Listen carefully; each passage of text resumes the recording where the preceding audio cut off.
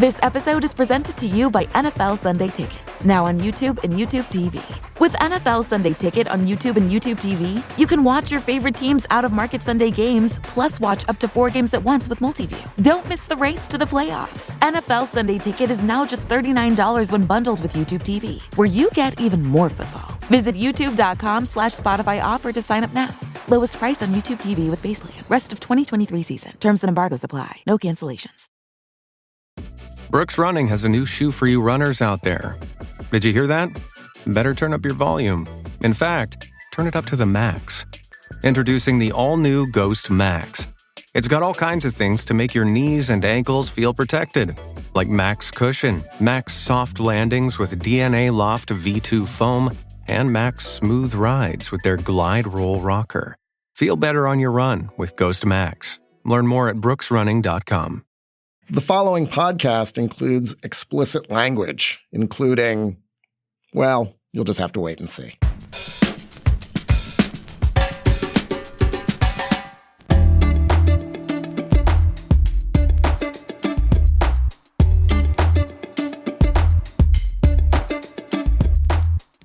Hi, I'm Josh Levin, and this is Hang Up and Listen for the week of Christmas time.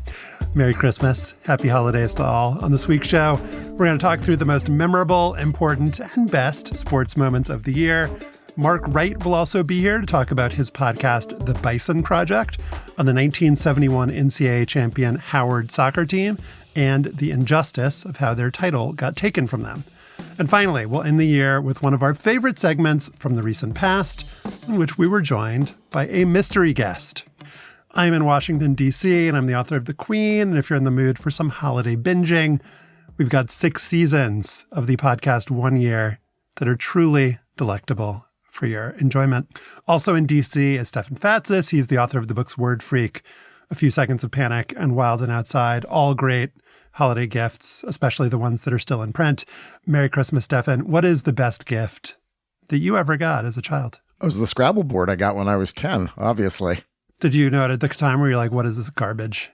I think if you look on my Facebook page, it is my profile photo of me at 10 holding that board under, next to the Christmas tree. I look pretty happy. So I must have been into it. World's word freakiest 10-year-old. Also with us from California, it's Slate's own Joel Anderson. On last week's show, Stefan, you may have noted that Joel decided that since you talk about Scrabble all the time, he's actually going to go back and start talking even more about how he was the fastest 10-year-old. It wasn't just Scrabble. It was softball. So I was just like, oh, okay, we're talking about our athletic accomplishments again. Yeah, right. So I just felt like I just wanted to remind people, we may have new listeners, Josh and Stefan. They may not know that I was the fastest 10-year-old in the country in 1988. So was your favorite gift as a kid track spikes? Or is it completely unrelated to your... There are probably 2. One, I got a robot, like a little remote control robot that I remember being crazy about at 6. It seemed, that seemed like very futuristic. But the more meaningful gift that I got was when I was like 12, and I got an electric typewriter. Oh, and wow. That was a big deal at the time, because now I could do my school papers. I could write on there if I wanted. So yeah. Did you think you wanted to be a writer even at age 12? Oh yeah, I knew, absolutely. I've been writing stories when I was like 5 years old and stuff. Like I knew that. That's really sweet. This is what I wanted to do. So yeah, it was really cool. Do you still have the typewriter? No, that thing sucked, man. I thought you were going to be like, no, it's in the TCU Hall of Fame. Yeah, no, not quite. Wait, since we're talking about stuff, what was your favorite gift then, Josh? Probably a ping pong table, which has no particular meaning about my, where I ended up in life, except that I like ping pong. Right, Josh is very good at ping pong, I will say. Man, you're low key. I mean, why don't you talk about your athletic accomplishments then, Josh? Maybe next year. That'll be my resolution. We are going to get on with the show in mere moments. But first, for the last time in 2023, but not the last time ever, we wanted to thank our Slate Plus members for making the show possible. So thank you so much. It's deeply appreciated. And this week, we're going to show our appreciation with an end-of-year bonus segment. So in our main segment, we're talking about our favorite sports moments of the year. In the bonus segment, we're going to talk about even more favorites. So just like, there's going to be a little extra favorite for you at the end. This is a special topper, tree topper. Is that what the Christians call it? Yeah, I know. You didn't say anything about Hanukkah or Kwanzaa or anything at the top either, Josh. So you don't want to forget that, do you? I don't want to forget it. Thank you for remembering. And we will always remember the Slate Plus members. If you want to hear our bonus segments and bonus segments on other Slate shows, get ad-free listening for all Slate podcasts and support us, you need to be a Slate Plus member. To sign up, go to slate.com/hangoutplus. That's slate.com/hangoutplus. So we're talking about the most memorable sports moments of the year. There's all sorts of categories that we can fit them into. If we're going strictly chronologically, we obviously have to start with college football's national championship game. But some of us don't think chronologically. Is that chronological? Didn't Damar Hamlin happen before that? Great catch. So if we're thinking chronologically, we would have to start with Damar Hamlin's collapse. And we have a whole list here, and we can go through most or much of it as we go along in the segment. But Stefan, I mean, the Damar Hamlin collapse, I think it's one of the few moments from this past year, given my short-term memory, where I can actually remember where I was. I can remember what I felt. I can remember what I was thinking at the time. And that is a moment that I think speaks to all sorts of larger issues in sports, as well as being a kind of where were you when it happened thing. Yeah, it is the rare sports moment these days, I think, that we can all say, like, with great specificity what we were thinking and watching and doing at the time. I remember I was not watching the game and saw online that something was going on, probably on Twitter, and rushed over and turned on the television in the house where we were staying over the winter break for a few days. It was horrifying. It was, we immediately started texting and talking about how we were going to talk about this on this program. And it remains sort of just, the sport obviously goes on and went on almost immediately. But I think we were a little naive about that in the moment. Yeah, we were a little naive about that. And, would any of us have thought that Damar Hamlin would be playing again? I can't say that we would have said that. At the moment, we weren't sure Damar Hamlin was going to live. But the larger questions of sort of football and its future all pretty quickly got, swept back away when the games resumed. And that's the nature of our relationship with football in this country, isn't it? Yeah, I don't know if I thought that anything fundamental was going to change about football, but I did think that it might cause a shift in public opinion about the game, or maybe, I don't know what we thought that we might see that would be significant in the moment. But yeah, you're right, Josh. I think we were all a little naive in the moment about what would happen, and things just went right back to it. And I'm not even trying to insult anybody or, cast any aspersions about things, but, I still have friends and friends of friends that have children that play tackle football at this age. And I thought that was one thing that I was like, all right, maybe everybody now, given the data and the information that we know, that tackle football it's not something that really any human should be doing, but at a minimum, people under the age of 14, like there's enough data that knows that it's unsafe for, children under the age of 14 to play, but that's still, it never really seeped through. And I think that's just because everybody knows that the game goes on, and it's kind of like a car accident or anything else. It's just like, well, that happened to somebody else. It doesn't really affect you until it happens to you, right? So, we got right back to it. And, Damar, is back on the roster. And that's just, the games went on. Here we are, right? So, yeah, I mean, it seemed like a big deal at the time, but as we close out this year, it didn't have any staying power in quite that way. I'll point out, Joel, that the Washington Post just last week published a story by Dave Sheinin and Emily Giambalvo as part of a series about the state of football in America. And their year-ending piece is about the declining participation rates in the sport and who's still playing. And their conclusion, there are wide divisions marked by politics, economics, and race. There's a continued decline in participation among kids, and the gap in terms of who's playing continues to grow. The number of white players declining in college, the number of black players rising. faster than the rates of demographic changes. So this is kind of predictable. I mean, we've seen this happening. Wealthier white people are saying, no, we're not going to play. And in poorer communities, football retains its hold. Yeah, it's a real testament to the enduring hold of football, because usually in other sports, that sort of is the tipping point, like boxing. Like boxing doesn't have nearly the hold in the public imagination that it did when there were more white, champion boxers or more white boxers, period. And it sort of declined in popularity. That's not what's happened in football. And you got to think that there's not much that's going to change absent some real societal or cultural shift here. All right, Stefan, we've got our list here. Where do you want to go next? Are we sticking to the chronology or not? Well, because I don't think we should. I don't think we need to. Nothing else happened in January that I remember. So TCU lost on what day? Was that on New Year's Day? I think, didn't TCU win No. on New Year's Day? Actually, if we were going down, we'd beat Michigan. Noted cheater. Yeah. Noted cheater, Michigan. TCU won. So that was a big win. So you don't want to talk about the college football playoff finals then, I'm guessing. Well, I mean, we're good. Georgia won. We're covered there? Didn't Georgia won, correct? See, that cutback covers it. I would say. That does cover it. Mm-hmm. That really does cover it. Yeah, Stefan, you're welcome to stick to chronology or hop around, whatever you please. Let's hop around, because I think some of the biggest stories in sports in 2023 were about women's sports. And I think you have to start with the Women's World Cup, where Spain won, but the championship was obscured by the sexist behavior of the head of the Spanish Federation on the field and in general.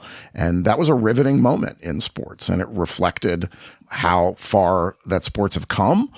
Spain was a country that was sort of an afterthought. They treated the women poorly for decades. They didn't invest any money in their teams. And then in the last 6 to 8 years, Spanish clubs spent money and created women's teams. And the result was this incredible run at the Women's World Cup. A Women's World Cup that was notable also, of course, for the United States going out in the round of 16. And that's an example, Joel, of a story and a moment where things didn't just go back to normal. Luis Rubiales, head of the Spanish Federation, lost his job. Jorge Vilda, the coach, was out. And there was a kind of social movement around this in Spain, where the women on that team, I think, were not just sports heroes, but have kind of helped to change the culture there. And so it's easy to be cynical, especially around American football and around, like we talked about with the Damar Hamlin story. But there are certainly examples, this being a leading example, where sports does change things, or where things do change in sports. Yeah, it's promising, and it does show that there's still, although this was still, was sort of limited to the realm of sports, but it shows that they're behind activism. If there's real movement and unity among folks, that you can get big changes made. And I hope, we can see more of that in football, particularly college sports in the next year. I've been hoping that college athletes would, if not unionize, or in some states where they're passing, laws banning DEI programs or whatever, that maybe someday that, athletes will come together and boycott to get some real change. And there are models for it out there. It's just, you hope that people will have the courage and willingness to do that. But, actually I was thinking, my mind goes to track, what I'm saying? We were talking about women's sports, and Sha'Carri Richardson. I don't think if we had started out the year 2023 and we had said, Sha'Carri Richardson is going to be a world champion. She's going to be, kind of elevated back to the status of an American hero again, an American track hero again. Comeback athlete of the year. Yeah, man. And, people seem to receive her warmly. Like, she seemed to be ready for a moment. Like, she's still young. She's still a little burned, I think, by how she was treated in previous years, and the disappointment around the Olympics in 2021. But that she was able to, run some of the fastest times in the world, and seems poised to have a real big year next year at the Olympics. Like, that for me, I was like, oh, wow, it's good to see her get back on track. You don't want to throw anybody away that young. And you just, I thought the rumors of her demise were greatly exaggerated. She was really young, and she had a chance to mature and get better at her craft, and all those things happened. So I'm interested to see what'll happen to her next year too. 92,000 fans at a Nebraska women's volleyball game in the football stadium there. 9.9 million to watch LSU beat Iowa in the women's college basketball final, and just women's college basketball in general expanding in popularity. And you even see that with what we've been talking about with LSU. It's now a sport that generates controversy. It's a sport that creates news cycles with things that are happening both on the court and off the court. And it'll be interesting, Stefan, to see if that trajectory continues in 2024 and beyond. Yeah, and at a professional level, too, I think we saw some major progress with women's sports. The WNBA season was by far the most chronicled year in the league's 25-plus year history now. The Las Vegas Aces are being talked about as a true dynasty, a team of superstars. People are having general, public conversation, water cooler talk about these teams and how they were constructed and how this league has presented them. And then we also had the retirement of a women's sports icon in Megan Rapinoe, someone who, as we discussed on the show, really carried herself with a degree of awareness and class and maturity and intelligence that is rare in sports, full stop. Whether you agree with her politics or not, this is a woman who figured out how to elevate the sport that she was really good at in ways that drew attention both to the game itself and to social issues that she cared about. All right, Joel, let's do a couple more and then we can continue in the bonus segment. Yeah, sure. I mean, we could talk about Sports Illustrated's Sportsman of the Year, Deion Sanders, because, you can say whatever you want to say about whether or not that was the right choice. And I don't necessarily know if that's the guy that I would have chosen as Sportsman of the Year, even though understanding it's not about who was the best or whatever. It's about who generated the most news. But you can't deny, we hadn't heard anything from the University of Colorado's football program really nationally since like the, 20 years ago, maybe, under Gary Barnett. And for Deion to have generated so much attention, heat, media coverage around what was still a 4-8 football program, right, is pretty remarkable. And when we talked about it during the year, I thought that it was going to bring some sea change to college football. What actually it is, it seems that like Deion's just sort of ahead of the curve on the change, right? That like the wholesale embrace of the transfer portal and rebuilding your roster that way, I think that he took that model, which a lot of other people were doing, and took it to its extreme. And I think that other people are trying to assess, and we'll figure out in the next year whether or not that's the way you build a college football program. I doubt it. I think you can make a good football team, but can you build a program that way? I don't know. But regardless, Deion did a lot of work putting Colorado back on the map this year, I think. Yeah, it'll be interesting to see what year two is like, because he's forgiven for anything that happens this year because the situation was so dire on the field beforehand. So anything would constitute an improvement, but I think the real test of his ability to build the program is year two and year three. It's obviously interesting that they're moving to the Big 12. And I think when we're doing this at the end of next year, the new Big 10 with USC, UCLA, Oregon, Washington, the new SEC with Texas and Oklahoma, that's going to feel very different. The 12-team playoff next year. The 12-team playoff, exactly. Yeah. The new ACC. With SMU. I mean, Stefan, on a less serious note than the Damar Hamlin thing, but maybe the story I'm most interested to know what we'll think about it in a year is the Michigan sign stealing scandal. There's obviously more to be decided in terms of potential punishments. There's more to come out in terms of reporting about what exactly went on and who knew what and when.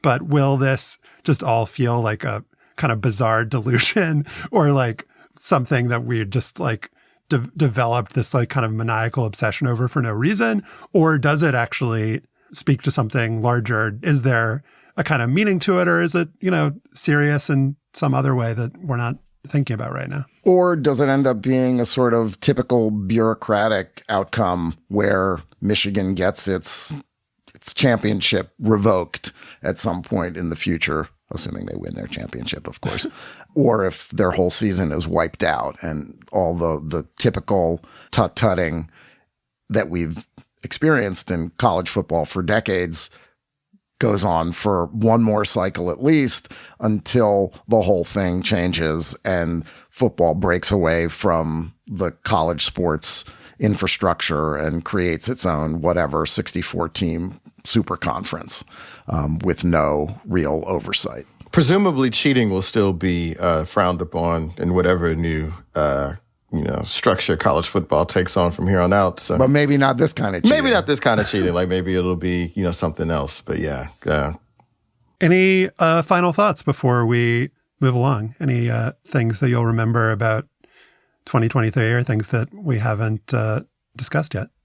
Do we want to tease what we're going to talk about in the bonus segment, or should we just give our one sentence? I think you're going to want to talk about Saudi money in soccer and golf. I feel like That's we didn't get to that. Well, I think there's the ding dong, the witch is dead. Dan Snyder finally kicked out of Washington.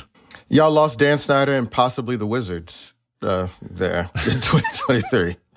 So, I mean, sometimes, addition by subtraction, All right, we'll get to all of that and a bit more coming up in our bonus segment. But up next, Mark Wright on Howard's 1971 NCAA soccer champions.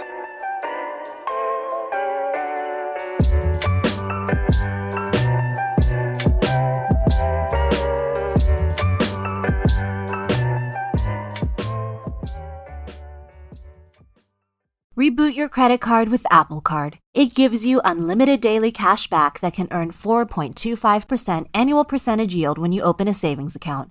A high-yield, low-effort way to grow your money with no fees. Apply for Apple Card now in the Wallet app on iPhone to start earning and growing your daily cash with savings today. Apple Card subject to credit approval. Savings is available to Apple Card owners subject to eligibility. Savings accounts by Goldman Sachs Bank USA, member FDIC. Terms apply.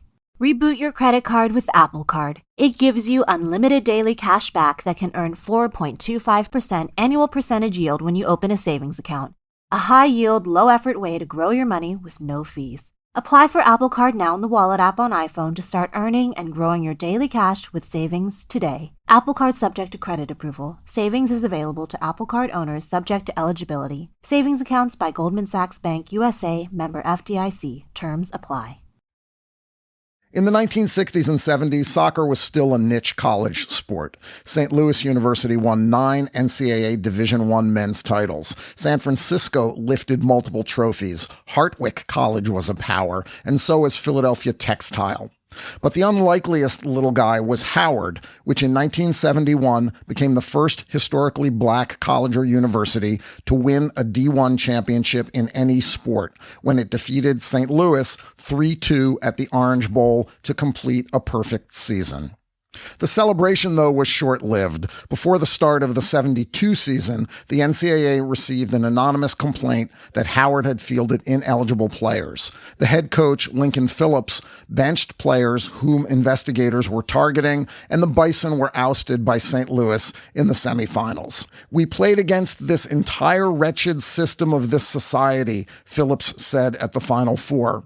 "I would say that the NCAA is guilty of practicing racism." A few months later, the NCAA stripped Howard of its title. The story of the 1971 team is the subject of the Bison Project, a new 3-part podcast from Meadowlark Media. Mark Wright wrote and reported the series. Welcome to the show, Mark. Thank you so much for having me. Mark, the Howard coach and his program did bounce back and win the 74 tournament. You worked on an ESPN short documentary film about that team a few years ago. What made you want to go back and tell the story of the 71 team? Really, I got to know a lot of those players from the 1974 team and the 71 team. And when we finished the project that you mentioned, which was called Redemption Song, I remember when we premiered the film at Howard at Crampton Auditorium, I remember looking out in the audience and seeing a lot of happy faces from 74 and seeing a lot of guys from 71 that felt like, really, I wasn't on that team. I went to Howard, sure, but I don't really feel a part of that team. And we feel a little bit slighted. And I made a promise to them, a promise that I had no idea that I even had the wherewithal to make good on. I said, look, at some point, I'm going to come back to this story because I know Redemption Song was only a 17-minute short film, which was great, and I'm super proud of it. And it told their story. But 71, the story of 1971 wasn't fully told. We just kind of glossed over it. And ever since then, and that was 2016, I hadn't put the story down until now. Mark, I'm just sort of curious. How well known is this story on campus and among Howard alums? Like, is it basically like a part of campus lore that, hey, you know, once upon a time we had this great team that was stripped of an NCAA championship 50 years ago? Or is it the sort of thing that as you unearth and you start telling people, they're like, wow, I didn't even know that that had happened? Quick answer. Not well known. Not highly appreciated because it's not well known, right? As you know, I'm a Howard alum. And doing interviews like this, sometimes when I get super happy, I'll get myself in trouble and throw my school under the bus. But I'll throw myself under the bus. I'm a Howard alum. I played high school soccer for the captain of the 1974 team and the star freshman on that 71 team, Ian Bain. I didn't know the story. So when I reconnected with my coach in 2015, 2014, and both of those teams were collectively enshrined in Howard's Hall of Fame, I was kind of talking to my coach, and I'm like, Coach, wow, that's amazing. I'm so sorry I missed that ceremony. If I'd have known, I would have been there. You know that? He was like, yeah, we were decent. We were all right. I'm like, okay, decent, all right. He's like, yeah, you ought to read Lincoln Phillips' book. That's his coach. Read Lincoln Phillips' book and have a look for yourself, and you tell me if it's a good enough story. Such a coach, right? Such an educator. Yeah. Literally, I was 16 years old again, and he just sent me on an errand. I read the book in two weeks and came back and said, oh my gosh, Coach, this is a 30 for 30. Do you know what that is?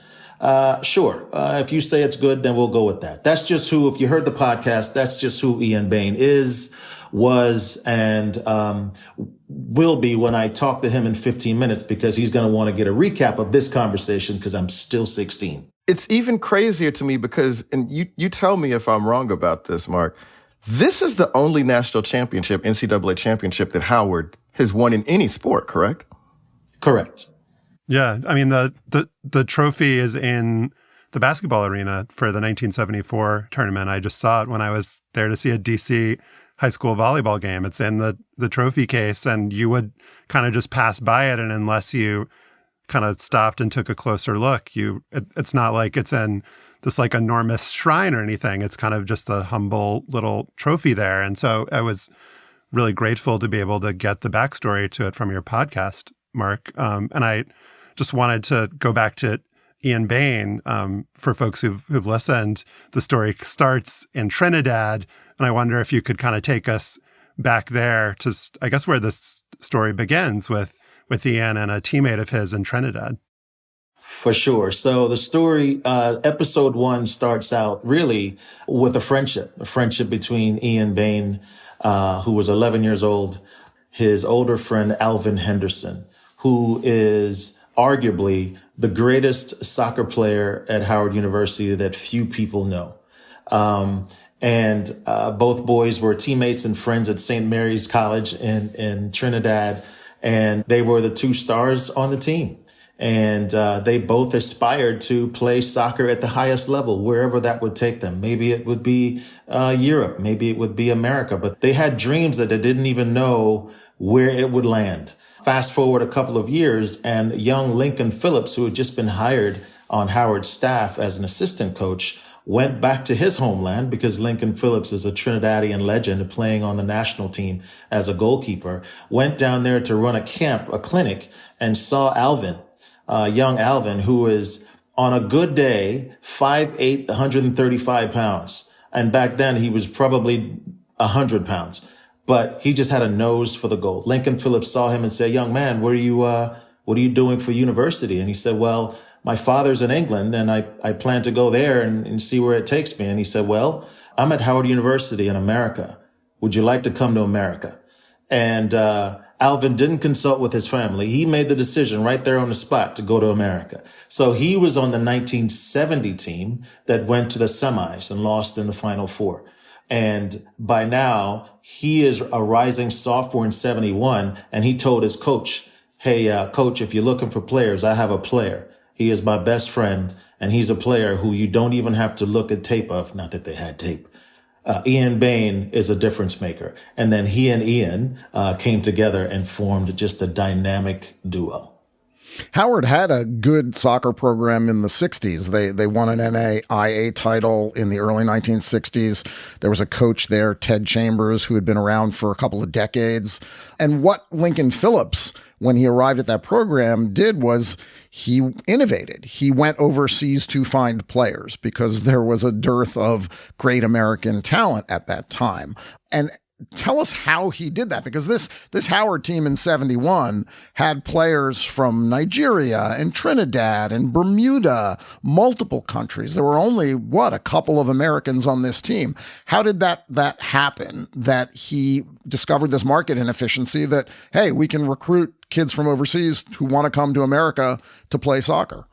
I think it was either a stroke of brilliance or a stroke of genius or a stroke of luck. Lincoln Phillips, as I mentioned on the front, is from Trinidad and Tobago. He's a Trinidadian legend there. He knows everything about the landscape there. So when he got the coaching nod, where are you going to look for talent? He went home because he knew the coaches there. He knew the players there. He knew all the playing grounds there. So he looked there first. And secondly, Howard University, as you know, is an international institution.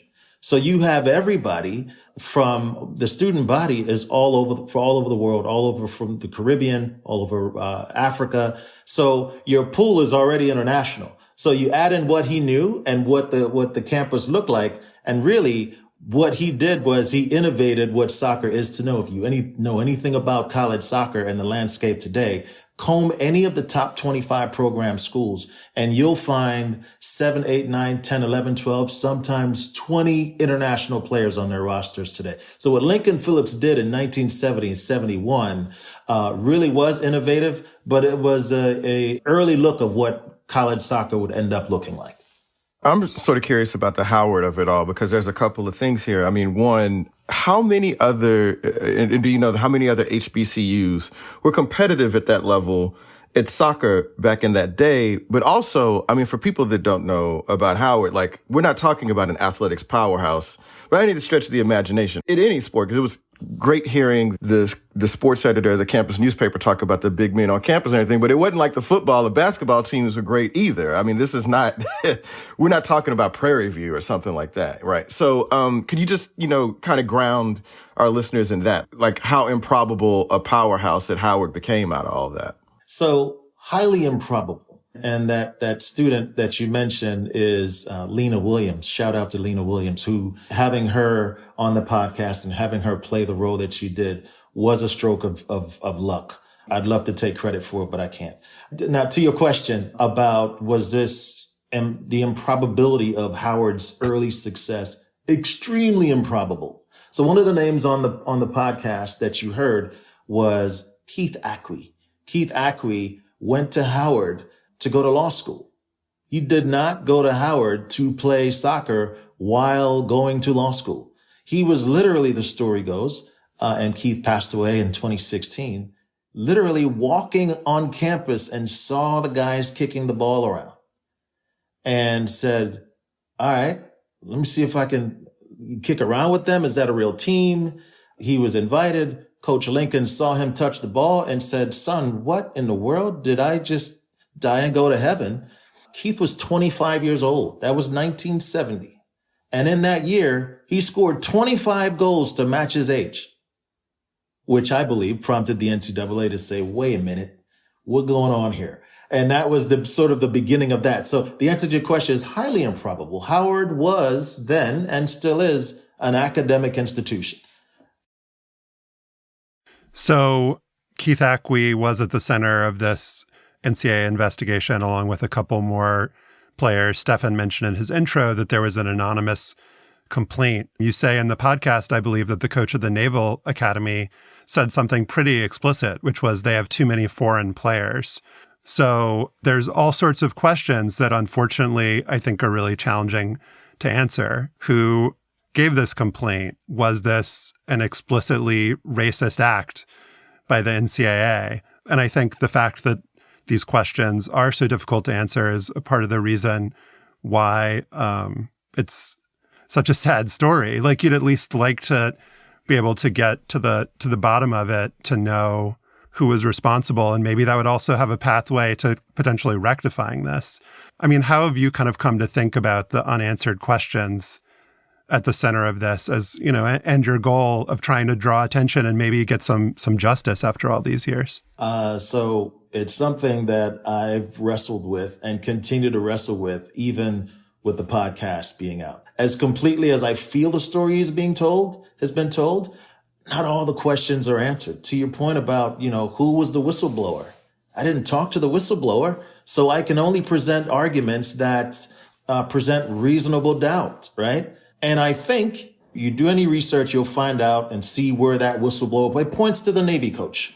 But again, he's not here to speak for himself. So we don't know for sure, but it points to him. We don't know for sure. The Navy coach was also the one who was like measuring their field to make sure it was like legal. He seemed like he was like snooping around a lot. Absolutely. And he's no fool. He knew that when he faced Howard, he was looking at an L, and he was looking at an L with a big deficit. So this, you know, I tell my sons all the time about a hurt fighter. A hurt fighter is a dangerous fighter. That's who the Navy coach was. So he was doing everything, finding everything in his arsenal to protect his house. And I get it. And sometimes people cheat to do that. So can't prove that. I don't believe we proved that the NCAA had it in for Howard specifically. But what I do know from my research and plenty of conversations with a lot of people is that here it is. You have this black school, this all black team, not 6 black players, all black team. They all have an accent. It's 1970, 71 America, which feels a lot like 2023 America. So you can just imagine they step on this landscape, which is majority white, looking a certain way, sounding a certain way, playing a certain way. And Howard University is the exact antithesis of that. I'm threatened. Call it, am I racist? Reasonable doubt. I'm threatened, and we got to do everything that we can to make sure that they don't gain ground. If you heard Harry Edwards in it, he's the one who just says, hey man, I'm Harry Edwards. I'm gonna tell you what it is. You're too young to really understand what you're seeing here. They did not want this thing that Howard was building to grow because it would change the landscape of the sport. And to hear Harry Edwards tell you that, it's like the voice of God. You know, obviously Slate is a podcast company as well. And I know the process of making narrative podcasts can be very frustrating because of the people that you don't get. And you talked to Lincoln Phillips. I mean, you've mentioned that you talk with him, but obviously we don't hear his voice, you know, in current day on the podcast. So why didn't he want to participate? Why didn't he want to, you know, get a little podcast crew to come in and record him and talk about this? Sure. And thank you for asking that. And so Coach Lincoln was offered an opportunity to be on the podcast. It was our intention to always include him. But Coach Lincoln has a competing project. It's not a podcast, but he has a competing project, and contractually, he could not participate. He sold his life rights to Common and some Hollywood producers for a feature film. Correct. And therefore, he was prohibited from participating in this particular, in our effort. But I will say that, and I've been hearing a lot from all the elders and all the people from that generation who are hearing the story for the first time, completely for the first time. And we're glad to have included some archival audio from Coach Lincoln, and current day Coach Lincoln, and young man, feisty Coach Lincoln at the 1972 NCAA reception. And while I would have loved to have another 10, 11, 12 minutes of current day Lincoln Phillips, we were able to include other voices that we've never heard, right? I don't want to say that kind of took its place, but helped to complete-ize, if that's a word, the story. So we wish we would have had him, but I don't think that it hurt the story. So the NCAA investigation focused on a bunch of rules that existed at the time, one about academic grades and entrance exams, another about about foreign students, another on maximum eligibility. I don't think we need to get into the nitty gritty of those. You know, the NCAA wound up repealing one of those rules. Howard and one of the players sued the NCAA And the judges the next year, I think it was 74, decided that the NCAA's rules were in fact vague, but they could be applicable, and the court did not do anything to overturn the NCAA's decision. There's also no allegation that Howard ever intentionally broke any rules. Correct. And Lincoln Phillips over the years has said that I just didn't have the kinds of resources that you have now to ensure player eligibility and do that kind of due diligence. Beyond that, though, Mark, the historical wrong here seems to be that Howard was punished for who they were at a time in American history where punishing an upstart team of all black players did not seem surprising. In your reporting, have you had any luck getting the NCAA to consider restoring Howard's championship? And I'll add here that St. Louis, the runner-up in 1971, the coach, Harry Keogh, a very famous American soccer personality, he refused to accept the trophy after it was stripped from Howard. Yes, and also Harry Keogh mentioned, and you heard him in episode 3 of the Bison Project, he literally said, hey, based on the information that I've seen and based on the fact that I know Lincoln Phillips and Howard, I could see how he feels the way he feels that Howard's been targeted. So Harry Keogh said that. Yeah, that's tough. And like I said, our goal here is, a lot of people have said, if this were 2023 America with social media and more media, there would be a groundswell of reaction to Howard. We're all sports fans here, and we follow what's going on in college football right now, college basketball, and across the landscape of sports. And if you want to compare sins, you want to compare wrongdoings and misdeeds, what Howard did, intentionally, unintentionally, it hardly compares. So my goal, if I could just pie in the sky, is, and to answer your question, no, I haven't had any luck reaching the NCAA, not in 2015 when I produced Redemption Song, and not throughout the making of this podcast. But I tag them on all my social posts, and I see them creeping on my LinkedIn. So hopefully they've listened. I'm sure they've listened by this point. I'm thankful the podcast has made the rounds, and I'm hoping this conversation here will help plant more seeds. It's my goal, guys, that we're going to have a conversation with the NCAA. This thing's going to end, and it's going to be in a nice, happy bow. And that 71 team is going to get their visit to the White House and meet the current president or the next president and have their day and have their trophy back. And then Howard's going to say, you know what? The trophy needs its own space. So the next time we have visitors, they won't have to stumble upon it. And so that's my hope, my pie in the sky hope, dreams, that's what will come from the Bison Project. Can I dream? You should keep dreaming. That would be a wrong righted for the NCAA to reverse that decision. Mark Wright wrote and reported The Bison Project, 3-part podcast series from Meadowlark Media. You should download and check it out. Mark, thank you so much for coming on the show. Thank you. Thank you all for having me.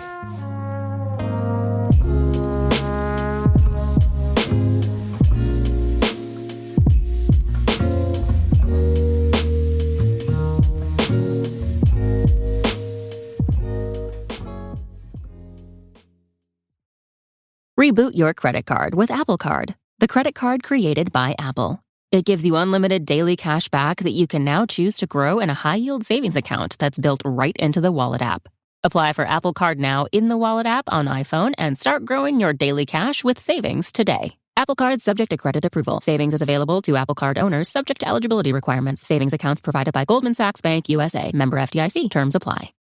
The holidays are a time to feel and create joy. And what could be more joyous than the look on her face as she unwraps a stunning new jewelry piece from Blue Nile? How about getting 50% off your purchase? Blue Nile offers premium quality, priced below traditional retail. Their online experts are available 24/7 to answer any questions and make sure you've picked the perfect gift. For a limited time, you can get 50% off at BlueNile.com. That's 50% off at BlueNile.com.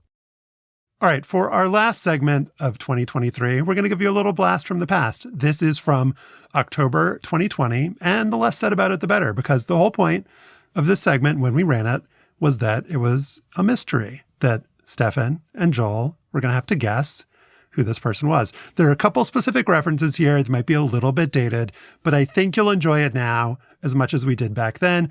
And stick around after, because we're going to have a little postscript from Joel at the end. All right, enjoy. And now, I would like to welcome you all to Hang Up and Win, America's favorite sports-themed game show. Joining us, as always, are our panelists, Joel Anderson and Stefan Fatsis. Thank you for being with us today, Joel. Oh, God. A catamaran is at stake here, from what I understand. And Stefan, thank you. Great to be with you, Josh. And we're delighted to have our celebrity guest for this week. Bruce, welcome to the show. Thanks so much for joining us. Appreciate you having me. All right. Now, everybody's going to get to know Bruce. Joel and Stefan, you can ask him any question that you like. Your goal is to figure out why he's joined us on the show today. The only hint I'll give you is that he is a sports innovator. And don't worry, if it seems like you guys need some help, I will help you out. But maybe you won't need any help. So who wants to get us started? You can ask anything you like. Anything? Okay. I mean, who are you, Bruce? No, just checking out. Maybe ask him what sport he played. Okay, we can ask what sport? Okay. Yeah. Bruce, what sport do you play? I played college football. Oh, okay. Uh-oh. I'm excited now. Bruce, you know that Joel played college football as well, so. Okay, Joel. Okay. Where are you originally from, Bruce? I'm originally from Arkansas. Oh, okay. What part of Arkansas?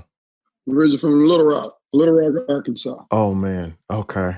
Bruce, did you go to a major college and play football? I think it was a major college. Yeah. You could just ask him where he went. Where did you go to school? I went to the University of Arkansas at Pine Bluff. Ooh. Okay. Oh, man. What position did you play, Bruce? Played quarterback. Joel, explain to the listeners if they don't remember what's your connection here. Well, I mean, I always like to say UAPB made me. My parents met there. My mother is from Pine Bluff. So, oh, man. Okay. Bruce, what did you attend Arkansas Pine Bluff and play quarterback in the 1970s? I attended UAPB and played in the 90s. My father attended to play quarterback in the 70s. Okay. No illegal Googling, Stefan. I'm not Googling. Nobody's okay. Googling. Nobody's Googling. Nobody's Googling. You said quarterback, right? Yes, sir. All right. So here's a hint. So Bruce, when he was playing quarterback for UIPB in the 90s, I mentioned that he's a sports innovator. You know, what his innovation was, you know, he made a suggestion that nobody had ever suggested before. And his team kind of employed a strategy upon Bruce's suggestion. Did your team ever punt, Bruce? We did punt. Yes, sir. I like where your head's at, though, Stefan. Thank you. Not one of these teams that never punted. Did your team huddle, Bruce? We huddled. Yes, we huddled a little bit. We were no huddle, but we did employ the huddle strategy. How do you think they're doing so far, Bruce? They're heading in the right direction. They're definitely heading in the right direction. Oh man. Okay. So here's another hint for you guys. I wanted to have Bruce come on the show because what his innovation was is really apropos to something that was in the news in football this weekend, in college and in the NFL. In college, and what happened this weekend? Oh man, hold on. Nobody got coronavirus, right? I don't think they had coronavirus in the 90s. So. No. Man, I'm trying to think what happened this weekend. Did like the 2-point conversion? Oh, was it the first 2-point conversion? Did you go for 2-point conversions every time? No, sir. Oh, okay. There was a 2-point conversion in that game, though. Okay. Oh man, I think I know your last name though now. Do you want to give him a hint, Bruce? Yeah. The hint is strategy-wise, this has only been used at the end of games. Oh, that's a good hint. Oh. At the end of game. And maybe at the end of games, and a lot of people didn't think it was actually a strategy that should be used. My brain as a kicker says that you guys onside kicked all the time, but that's not the answer. No, I would place that as a strategy also. It would be in the same category as an onside kick. Mm-hmm. All right. I got one more hint for you guys. And this is when I talked to Bruce yesterday, he told me that he came up with the strategy playing a college football video game on Sega Genesis. What? Whoa, man. Was it Bill Walsh, college football? It sure was. It sure was. I had that game. Yeah. We used to play it all the time in Hunt Hall, one of the dorms on campus. Oh, my God. Okay. Man. Hey, let me get one more hint. And several of us became coaches, and we use it still to this day. Whew. Man, I'm trying to run the gamut of every possible game this week. Bruce, also tell Joel where you live now. I'm now in Houston, Texas. I coach high school football in Houston, Texas. Madison High School on Southwest Side. Yes, sir. Right off Forum. Yes, sir. Yeah. Joel, you can understand why I was excited to have Bruce on the show. I learned to drive over in Madison. That's why I took my driving test was over there back in the day. Yeah. It's the new Madison now. We have a new school. Hey, Bruce, does the innovation have to do with the quarterback position specifically? Well, no. The strategy has to do, I'm putting it like the strategy has to do with last minute game heroics. Last minute game heroics. All right, I'm going to give you guys. Was it like a? Say what you're going to say, Joel. No, it's not like a hook and ladder. Like, did you run a hook and ladder I don't know. It's similar to that. You're warming up. Oh man! All right, Stefan, you want one more guess, and then we'll have Bruce tell the story. I'm thinking. We got close. Oh, I know what it is. You didn't score a touchdown. You took a knee at the 1 yard line when you could have run in. Oh my God! All right, Bruce, tell him the story of what happened. That's it. in this game, 1994 NAIA playoff semifinals. We were actually playing Western Montana in 1994 semifinals of the NAIA playoffs. It was a shootout. The game was a shootout. I mean, I think it was 60-53 final score. However, Western Montana had the ball running the clock out. And it was still enough time in the game where they had to actually run plays. So we were trying to figure out, what we could do to get the ball back, with an opportunity to control the destiny, of winning the game or tying the game, going to overtime. So I think you guys were down by 1 and they had the ball with like 90 seconds to go. Let them score. I think that's what it was. And the coach called timeout and came over to the sideline. Our team came over to the sideline. And with me playing quarterback, I wasn't a starting quarterback at the time. I was a backup quarterback. But however, the head coach, who was Lee Hartman at the time, allowed the quarterbacks to have a say in the offensive strategy, because, we used to meet with him all the time. And so when the team came over the sideline, I went over to the head coach and said, Coach, the only way we can get the ball back if we let them score. He looked at me and was like, okay, we doing that. We doing it. But anyway, it came about because we used to play Bill Walsh college football all the time in the dorm rooms. And my former teammate, Cedric Sherrod, who is now the head coach of Bastrop High School in Louisiana, we used to always talk about, the opportunity of being coaches because, we knew what we wanted to be at that time. We were all in school studying. I was studying kinesiology because I wanted to coach. He was doing the same thing, and a couple other, my teammates. But anyway, we used to always come up with little strategies and talk football in the dorms. And one thing we used to do was, if the game was on the line and, the game was close, we always wanted the ball at the end to dictate, whether we win or lose. So we used to let you score and get the ball back. And so, this came up in the game. And like I say, Coach Hartman was nice enough to listen to me. And we went out and let them score. But when they did it, that was the most amazing thing because as, the play was developing, you could see the head coach on the sideline jumping up like, fall down. But the guy was wide open, headed to the end zone. And he scored. They kicked the field goal, went up by 8. And we went 93 yards. And we had a 2-point play we had been working on all year long. So we knew it was going to work. We scored the touchdown, got the 2-point conversion, and went on to win in overtime. Wow.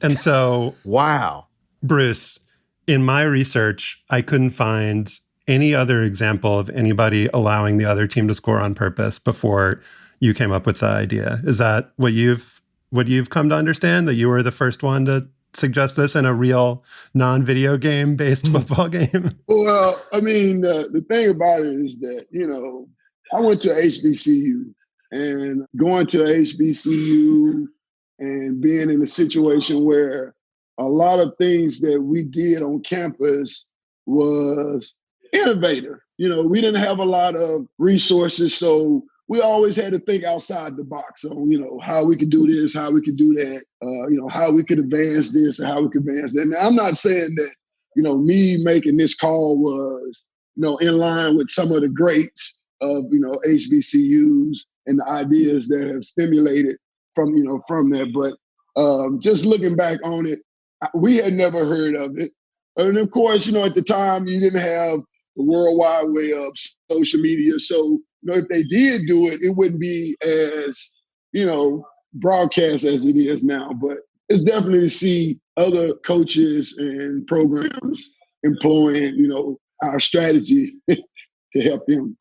That's crazy. So I will give the floor over to you guys, Joel and Stefan, in a second. But before I do that, we've got a clip that we want to play. And you didn't have the World Wide Web back then, but you did have SportsCenter with Keith Olbermann and Dan Patrick. Let's listen to a clip. Pine Bluff in black. They trail Western Montana 46-45 with a $130 left, and they were just intercepted. So on the sidelines, Pine Bluff's third-string quarterback, Bruce Swinton Jr., tells his coach, let them score now or they'll just run out the clock. We'll never have to get the ball back. So they get out of the way of Western Montana's Paul Snow. Western Montana 53, Pine Bluff 45. Pine Bluff down by 8. They get the ball back. At least they've got a chance. So, Bruce, you're immortalized by Keith Olbermann on SportsCenter. That's cool. That's incredible, man. That must have been incredibly cool at the time. Yeah. Well, yeah, it was cool. At the time, everybody on campus enjoyed it. We were playing for an opportunity to go to the national championship. We had just came off the death penalty in '93. It was our second year back from the death penalty. And, it was really an emotional time for the university and the program. Coming off the death penalty, the second year back, and we were playing for a national opportunity to win a national championship. It was really an enjoyable time for not only the football program, but the university in whole. I'm just floored. So, you said you wanted to get into coaching. So, after you graduated, did you get right into coaching then? And where did you go? I did. It was amazing. My first coaching job was at the University of Arkansas at Pine Bluff. I was a student assistant there, and Coach Harmon actually started my coaching career. After my year there, I went and was a graduate assistant for Patrick Nix. It's an amazing time. I worked with maybe 3 or 4 of college football's top coaches at a very young age. Me and Patrick Nix was the exact same age. He was the head coach at Henderson State, and I was the GA. I'll never forget interviewing with him. And that was one of the things that interested him about me, working with him. We were the exact same age at the time. He got an opportunity to be a head coach, and he was giving me an opportunity to, start my coaching career.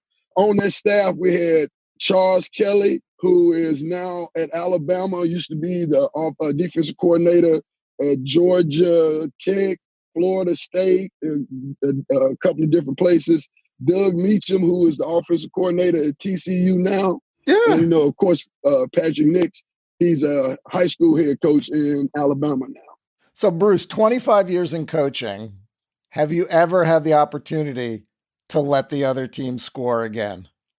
I've never had to employ that strategy, but I have been blessed to make some other calls, game-winning calls. I've never had to use that strategy. But when you see it on TV, when it happens in other games, what do you think? I just smile. It's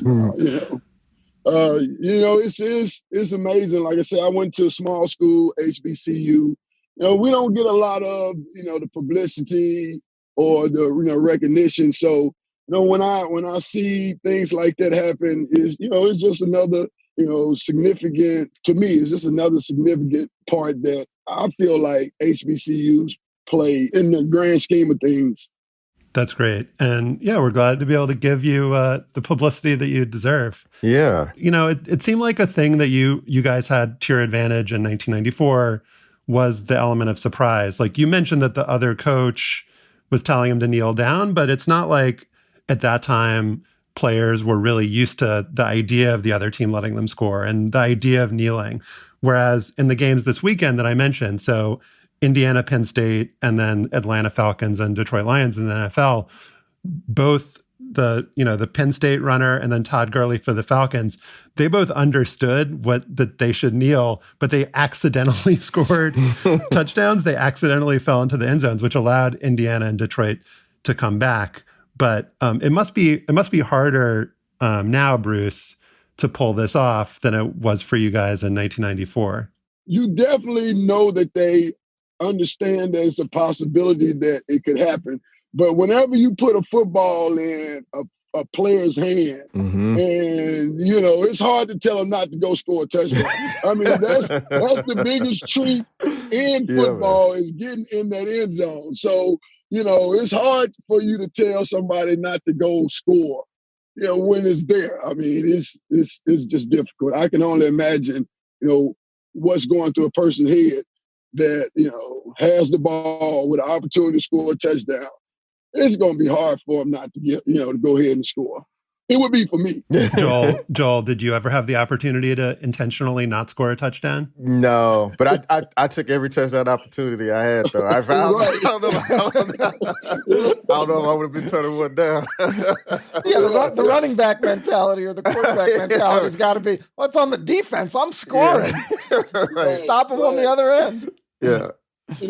When you called me and reached out to me yesterday, the vision, I started playing it again in my head. It's been 25 years, and I can still see the guy with the ball and the coach running on the sideline trying to get it to stop.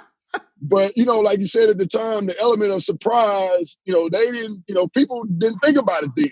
So, the coach, it dawned on him as the play was actually taking place. And by that time, it was too late.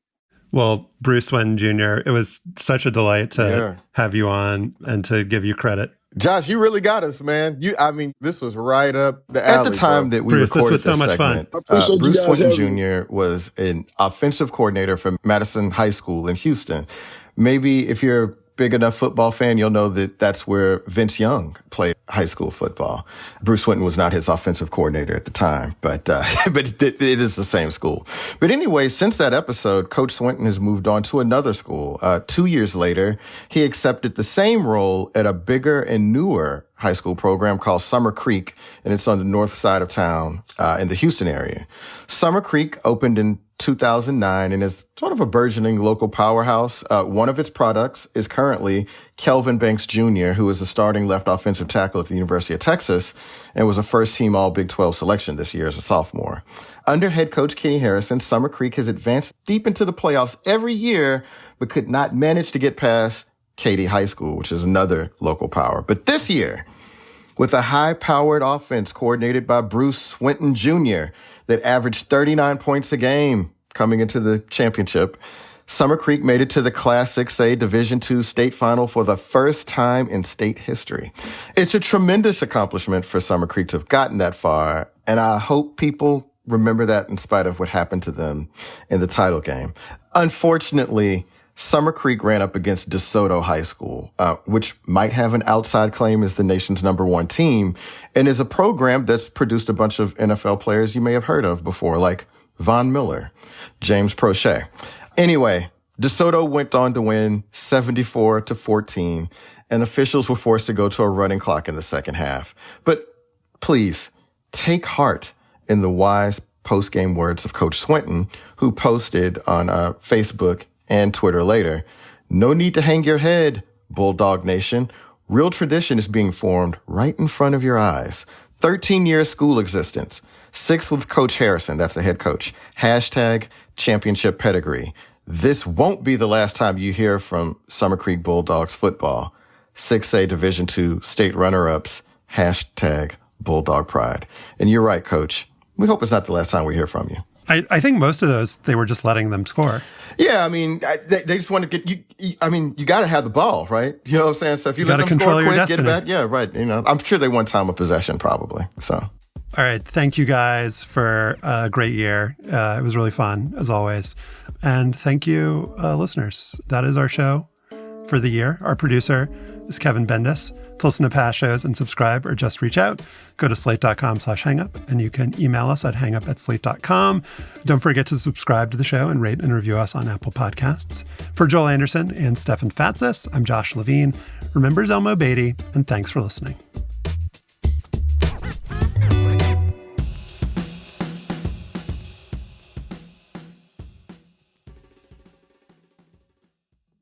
Hey everybody, it's Tim Heidecker. You know me, Tim and Eric, Bridesmaids, and Fantastic Four. I'd like to personally invite you to listen to Office Hours Live with me and my co-hosts, DJ Doug Pound. Hello. And Vic Berger. Howdy. Every week we bring you laughs, fun, games, and lots of other surprises. It's live. We take your Zoom calls. Music. We love having fun. Excuse me? Songs. Vic said something. Music. Songs. Music. I like having fun. I like to laugh. I like to meet people who can make me laugh. Please subscribe now.